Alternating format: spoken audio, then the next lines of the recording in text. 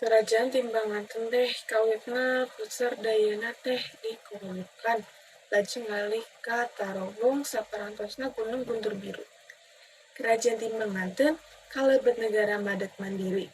Artina teu karereh kajajah ku negara dangin, tanana subur, esuninggem mah talajuna, murah sandang murah pangan, rea keton, sepiing paling tolong, kampung teh lain ukur babasan rajana ketlarang galawe, hiji raja nu adil palamarta, gede wibawa tur pika cinta ku rahayat. Seharusnya nu kedah nyikal kedali pemerintahan teh sanes langgalawe tapi rakana nu kasebat rana inten dewata hiji istri gelis camperni salirana jangkung alit ni banda pakulan karen koneng serta abutnya hidup malas peling muntang bawana ngajadi tapi anjeunna teh hoyongan nyepeng kerajaan kalau dipasrahkeun ka rajina Ranggalawe. Ranggalawe teh dijajakan nu dedeg sampai rupa hade kucingeus pertentang tur parigel dina sawatara perkara. Cek sakalo sapucana Ranggalawe jeneng raja nu nyepeng kerajaan timbanganten teh Ramana, Ranggaraksa Negara. Ti Prameswari Dewi Gandani anjeunna kandungan 2 putra. Nu cikal jenenganana Ratna Inten Dewata, ahari rayina nya Ranggalawe. Basa raja sepuh bade tilar dunia kantos mantena kedah wasiat di Jiriungan, ayeuna mantena bade masrah kerajaan timbanganten ka putrana nu cikal. Nyaeta Ratna Inten Dewata. Margi kiaturan ka buung karuyunan nanging kalain lantip putra Inten Dewata ngawala. Abdi parantos ke ucap saja ngalaksanakeun karatek hate. Wami diparenkeun abdi panjang yuswa serta pamasarem ibu parantos teu aya. Abdi hoyong nyeutna kepikir ngaheunang hening ngarangan ngababakan cindekna teh hoyong cinten papayangan agung pamarentahan. Kituna sanes nampik pangasih ama bawilus sae pasrahkeun bae ieu karajaan teh ka pribadi. Ranggalawe kalintang pantasna upami pun hadi jadi raja. Hiji teu kapanentangan gede wawana percika dina sagala rupa perkara. Kitu saur Inten Dewata. Terus nama Ramana oge doa mun yen kerajaan dipasrahkeun ka Ranggalawe. Lalu sababaraha waktu sajeng batu Inten Dewata angkat ke Gunung Kutub. Nu kiwari disebut Gunung Guntur. Disarangan ku Ki Rambut Putih. Demi Ki Rambut Putih teh anu bungeula ngaping ngajarin sang putri. Mang tahun-tahun ngababakan di hiji tempat nu katelah babakan putri. Tempat nu kalintang pika betaheun hawana seger tiis dingin paripurna upami perkembangan nimbang sarengit ngadinggi manuk-manuk becet di sarada. Suara pancuran nu ngocor ka empang metak nambahan betak tumanina.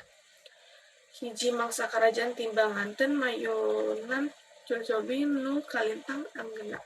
Nyaeta halodo panjang entak-entakan.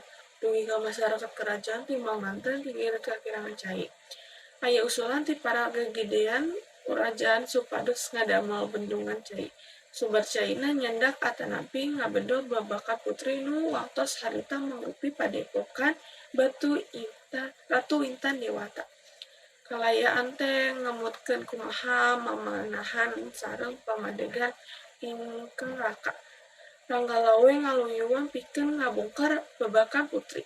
Nu caina baris dibocorkeun ka bendungan kerajaan timbanganten. Tempat anu dipika betah ku Ratu Inten Dewata teh lajang dibuka.